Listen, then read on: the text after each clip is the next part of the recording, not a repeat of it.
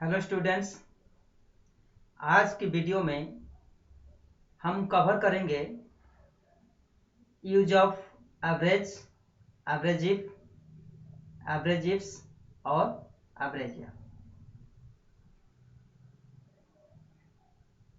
इसे इस्तेमाल करने के पहले ये तीनों के बारे में थोड़ा समझ लेते हैं। एवरेज का अर्थ होता है औसत। यहाँ पे औसत की क्या जरूरत पड़ी, आप जरा ध्यान से इस टेबल पर नजर डालिए।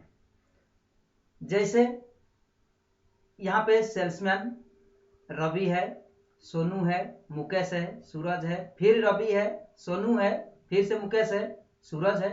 अर्थात आप यहाँ पर देख सकते हैं रवि नाम का सेल्समैन बहुत बार व्यापार किया है, सोनू नाम का सेल्समैन भी बहुत बार इसमें व्यापार किया हुआ है और मुकेश नाम का व्यापारी बहुत बार व्यापार किया है। तो इन लोगों में से किसी की भी सेलिंग चाहे वो 2020 में किया हो या 21 में किया हो या 22 में किया हो या तीनों वर्ष में किया हो, तो इनकी औसत क्या है, बिक्री की औसत क्या है या व्यापार की औसत क्या है, निकालने के लिए हम एवरेज निकालते हैं। और एवरेज इफ इसका इस्तेमाल कहाँ होता है? इसका इस्तेमाल मुख्य रूप से एक कंडीशन के आधार पर होता है। अगर हम पूछे आपसे कि सेल्समैन बहुत है और एक सेल्समैन बहुत बार बिक्री किया है, सामान को बेचा है, तो आप हमको बताइए रवि का औसत क्या है या सोनू का औसत क्या है या सूरज का बिक्री का औसत क्या है। क्योंकि सभी ने 2020 में भी सेलिंग किया है, 2021 में भी सेलिंग किया है और 2022 में भी सेलिंग किया है। तो तीनों वर्ष में अलग अलग प्रकार के अमाउंट का सामान बिक्री किया है, तो उसका औसत प्रति वर्ष का औसत क्या है। तो इसके लिए हम एक कंडीशन के आधार पर अगर औसत निकालेंगे, उसको हम एवरेज इफ का सूत्र इस्तेमाल करेंगे। ठीक इसी तरह एवरेज इफ्स जो होता है वो दो या दो से अधिक कंडीशन के ऊपर औसत निकालेगा। जैसे आपसे यह पूछा जाए रवि ने एचपी कंपनी का प्रोडक्ट को किस औसत पर बिक्री किया है या डेल कंपनी में रवि का क्या औसत है तीनों वर्ष में, तो यहाँ पे दो से अधिक कंडीशन का इस्तेमाल, दो या दो से अधिक कंडीशन का इस्तेमाल हो रहा है। पहला कंडीशन रवि नाम का सेल्समैन को ढूंढना और दूसरा अगर रवि पा जाएगा तो दूसरा कंडीशन है उस कंपनी को ढूंढना, जैसे एचपी या डेल को, तब उसका औसत निकालने का काम एवरेज इफ्स करेगा। इसमें दो कंडीशन लगे हैं, दो तीन भी कंडीशन लगाया जा सकता है। जैसे आपसे पूछा जाए रवि ने एचपी कंपनी का मॉनिटर कितना सेल किया है, ये तीन कंडीशन हुआ। चार कंडीशन भी लगाया जा सकता है,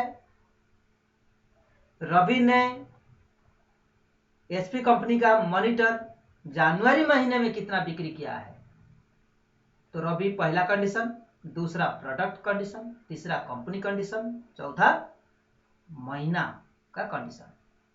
तो इसी तरह से कंडीशन काफी लंबी हो सकती है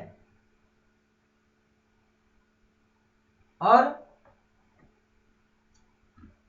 इस चीज को जानकारी के लिए सबसे पहले हम ये तीनों वर्ष का टोटल निकालना पड़ेगा।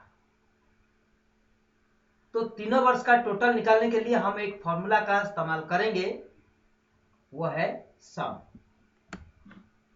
इक्वल टू, हम देंगे सम ब्रैकेट स्टार्ट और फर्स्ट नंबर हमारा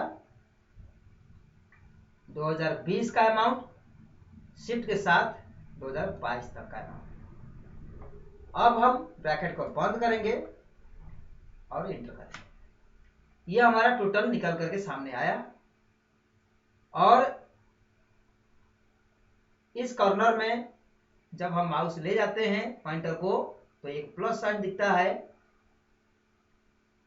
तब हम लेफ्ट बटन को दबाए दबाए इसके ऊपर ड्रैग करते हैं।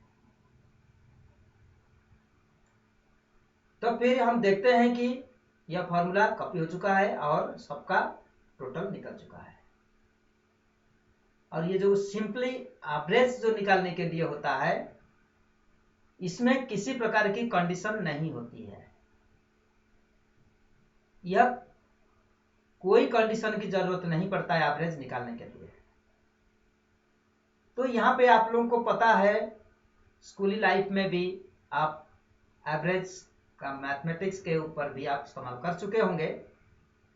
तो यहाँ पे दो तरीके से हम बता देते हैं।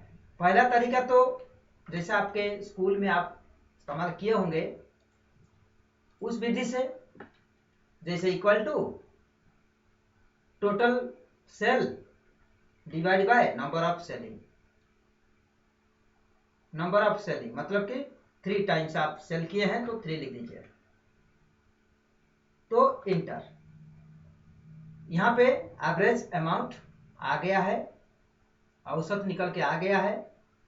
अगर 902 रुपया 3 वर्ष में 3 वर्ष के सेलिंग है तो प्रति वर्ष का एवरेज क्या हुआ, 300.67 रुपए। इसको अगर हम थोड़ा आजमाना चाहे, प्रूव करना चाहे कि हमारा एवरेज सही है या गलत है, तो उसको प्रूव कर सकते हैं। जैसे इक्वल टू 367 पैसे इंटू, ये तो 1 वर्ष का है एवरेज निकला। अगर 3 वर्ष 3 से मल्टीप्लाई कर दिया जाए तो आप देख सकते हैं 902 रुपया 1 पैसा। तो यहाँ पे 0.1 अर्थात हम यहाँ पर पॉइंट को हटा दिए हैं। अगर पॉइंट डिक्रीज कर दिया जाए, इंक्रीजमेंट कर दिया जाए, तो आप देख सकते हैं 0.1 पैसा को नहीं ले रहा है, 902 रुपया आंसर आ चुका है। यह आंसर सही है। अब आगे बढ़ते हैं, हम इसको राउंड फिगर में रखते हैं। एवरेज तो सही निकल गया। अब हम ड्रैग एंड ड्रॉप करने से इस सभी सेल में हर व्यक्ति का प्रतिवर्ष का औसत निकाल सकेंगे, लेकिन यहाँ डबल क्लिक करके भी आप इसको कर सकते हैं। एक तरीका तो है ड्रैग करना है, दूसरी तरीका है इस कॉर्नर पर डबल क्लिक करने पर भी निकल जाता है। ये विधि आप प्रयोग करके देख लीजिएगा। अब अगला है, ये तो एवरेज पर कोई भी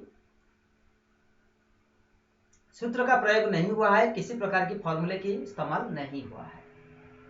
अगर हम इसे किसी फॉर्मूले के आधार पर निकालें तब कैसे निकलेगा, एवरेज फॉर्मूले के आधार पर निकालें तब क्या होगा, आइए देखते हैं। तो हम यहाँ पे इक्वल टू का सिंबल लगाते हैं और यहाँ पे क्या करेंगे ना, एवरेज टाइप करेंगे। ये हमारा फॉर्मूला है, एवरेज फॉर्मूला है, AVERAGE एवरेज। क्या मारेंगे, ब्रैकेट स्टार्ट होगा और इसमें पैरामीटर्स बोल रहा है कि नंबर 1, नंबर 2, नंबर 3, नंबर 4 आदि ऐसे। तो हम क्या करेंगे, नंबर 1 में यह है, नंबर 2 में यह है, नंबर 3 में यह है। तीनों सेल को करेंगे सिलेक्ट और ब्रैकेट को बंद करके इंटर करेंगे। तो आप देख सकते हैं जब मैथमेटिकल तरीके से हमने निकाले थे गणितीय विधि से, तो भी यही आंसर आया था। और इस समय एक फॉर्मूला के आधार पर, एवरेज फॉर्मूला के आधार पर निकाल रहा हूं, तो भी आंसर उतना ही आ रहा है। तो इसका मतलब दोनों विधि सही है और हम प्रूव करके भी देख चुके हैं। अब हम यहां पे डबल क्लिक कर देते हैं इस कॉर्नर पर। आप देख सकते हैं लागू हो गया है, अप्लाई हो गया है। अब आप समझ सकते हैं कि एवरेज निकालने के लिए किसी तरह की कंडीशन की आवश्यकता नहीं है, लेकिन जब एवरेज इफ निकालेंगे तो किसी एक कंडीशन की जरूरत है। कंडीशन किस प्रकार हो सकता है, आपको बार बार मैंने समझा रहा हूं। कंडीशन किसी एक कंडीशन होना चाहिए। कैसा हो सकता है, जैसे आपसे किसी व्यक्ति का नाम लेते हुए कहा जाए, रवि का औसत क्या है प्रतिवर्ष, तीनों वर्ष में शरीक तो हुआ है, लेकिन प्रति वर्ष का, एक वर्ष का एवरेज क्या है, सिर्फ रवि का बताओ। यहाँ तो जो एवरेज है ये तो खाली ये इतना ही तो बिक्री हुआ नहीं है जो 300 रुपये 67 पैसा बताएंगे, क्योंकि रवि यहाँ भी है, ये भी बिक्री हुआ है, रवि यहाँ भी है, ये भी बिक्री किया है। अर्थात इसमें आपको अगर बताया जाए करने के लिए तो आप क्या करेंगे, रवि ढूंढेंगे, यहां से टोटल को जोड़ेंगे, फिर यहां रवि ढूंढेंगे, फिर यहां पे उसका टोटल को लिखेंगे, फिर रवि ढूंढेंगे, फिर उसके टोटल को लिखेंगे। तो सारे टोटल को जोड़ेंगे। अब कितने बार है उसको भाग देंगे, बहुत बड़ी काम करना पड़ेगा, बहुत मेहनत करना पड़ेगा, लिस्ट बहुत लंबी हो सकती है, उसके लिए बहुत समय आपको लगाना पड़ेगा। तो हम इसी कठिन काम को सिर्फ एवरेज इफ का प्रयोग से चुटकी में निकाल देंगे। या तो फिर कंडीशन इस तरह भी हो सकता है कि मॉनिटर का एवरेज क्या है, जहां जहां मॉनिटर बिक्री हुआ है उसका एवरेज बताओ। जैसे मॉनिटर यहां भी है, मॉनिटर यहां भी है, मॉनिटर यहां भी है, मॉनिटर यहां भी है, और भी होगा। तो ये एक किसी एक कंडीशन पर, या फिर यह भी पूछा जा सकता है एचपी कंपनी ने जो व्यापार किया है तीनों वर्ष की अवधि में, उसका एवरेज क्या है।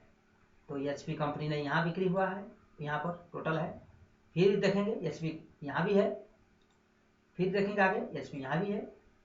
तो कहने का मतलब एवरेज इफ किसी एक कंडीशन के आधार पर एवरेज निकालता है, औसत निकालता है। तो चलिए कोई एक एवरेज, कोई एक कंडीशन को हैंडल करते हैं। जैसे सेल्समैन को ले लेते हैं, मान लेते हैं रवि, या फिर ले लेते हैं सूरज, ले लिया। अब इसका औसत निकालना हो तो क्या करना होगा, करना यही होगा, इक्वल टू साइन देंगे, एवरेज इफ का सूत्र लेंगे, अब ब्रैकेट होगी स्टार्ट, सबसे पहले पूछा जाएगा पैरामीटर्स में वैल्यू, पहले वैल्यू दो। तो हम क्या करेंगे ना, एवरेज इफ लगाना है, पहले बोलेगा यहाँ पे रेंज, तो हम इसको रेंज देंगे, क्योंकि यहां पर देख सकते हैं आप नेम के आधार पर खोज रहे हैं, तो नेम रेंज देना होगा। अब क्यों देना होगा इसको मैं समझाता हूं, क्योंकि ये जो नाम हम लिखे हैं इसी को खोजेगा, और यह है कहां, किस रेंज में, जो नाम हम यहां लिखे हैं किस रेंज में मिलेगा, यही रेंज में मिलेगा। सेल्समैन की रेंज में मिलेगा, इसीलिए हम इस रेंज को दे देंगे। और जैसे कमा करेंगे, अगला पैरामीटर्स पूछ रहा है क्राइटेरिया क्या है। क्राइटेरिया किसको खोजना है, क्राइटेरिया मतलब किसको खोजना है, वो हमारा क्राइटेरिया होगा। तो यहाँ पे इस सेल में लिखा हुआ नाम को खोजना है। हम तो किसी का नाम यहाँ लिख नहीं रहे हैं, हम सेल का नाम लिख रहे हैं। सेल का नाम है L5, सेल एड्रेस है L5। तो L5 में कोई भी नाम रहेगा वो इस रेंज में खोजा जाएगा और इसके बाद कमा करेंगे। अगर ये नाम इस रेंज में पाया जाता है तो फिर एवरेज रेंज किस पर निकालेगा ना, ये टोटल पर निकालेगा, क्योंकि सबका टोटल यहीं पे हुआ है। इस टोटल रेंज को देना पड़ेगा। देने के बाद ब्रैकेट को बंद करेंगे और मारेंगे इंटर। आप देख सकते हैं सूरज 1226 रुपया 60 पैसा का सेलिंग किया है। राउंड फिगर में भी कर सकते हैं या तो फिर आप पैसे भी दिखा सकते हैं। तो एवरेज में इस तरह से आप दिखा सकते हैं। तो फिर सूरज के जगह में, क्योंकि हमने फॉर्मूले में सूरज का नाम तो लिखे नहीं थे, इसीलिए सेल का नाम लिखे थे, तो इस सेल में जो भी रहेगा उसका एवरेज निकालेगा। अगर हम रवि लिख देंगे तो रवि का भी यहाँ पे बताया जाएगा। अगर यहाँ पे सोनू लिख देता हूँ तो सोनू का भी एवरेज यहाँ निकल के आ जाएगा। अगर यहाँ पे मुकेश नाम लिख देता हूँ तो यहाँ पे जो अमाउंट आया वो मुकेश का आया। तो ये काम कैसे करता है विधिवत आपको समझ में आ गया होगा। मतलब कि आपको फिर से एक बार समझा देता हूं कि सबसे पहले रेंज पूछा जाएगा। वो रेंज आप लेंगे जो रेंज के अंदर आपको क्राइटेरिया मिल जाए। तो हमारा क्राइटेरिया ये नेम होगा, वो नेम इसी रेंज में ही मिलेगा, इसीलिए इस रेंज को हम देंगे। इसके बाद दूसरा पूछेगा क्राइटेरिया। क्राइटेरिया में हम नेम को रखेंगे ताकि यही चीज को खोजना है, यही सेल देंगे।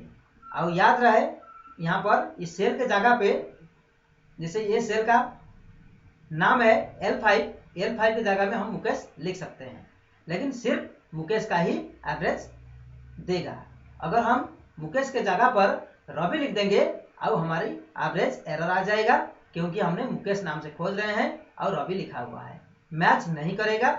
इसीलिए आप कभी भी किसी का नाम मत लिखिए, फॉर्मूले के अंदर सेल का एड्रेस दे दीजिए ताकि उस सेल में किसी की भी नाम रहेगा वो नाम सर्च होगा। तो इसी तरह से अगला फिर पूछेगा एवरेज रेंज, अर्थात कौन सी रेंज के अंदर से एवरेज कैलकुलेशन होगा, क्योंकि यहाँ पर टोटल जहां हुआ है उसमें से एवरेज सिलेक्शन किया जाएगा, एवरेज डिसाइड होगा।